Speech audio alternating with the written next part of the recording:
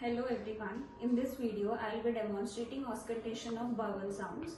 Auscultation of bowel sounds is done in 4 quadrants, which is right upper, right lower, left upper and left lower.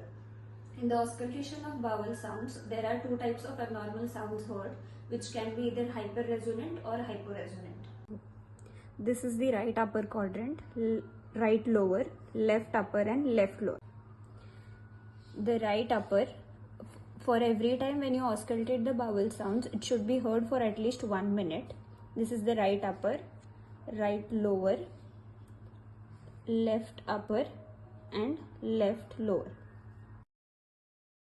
Thank you.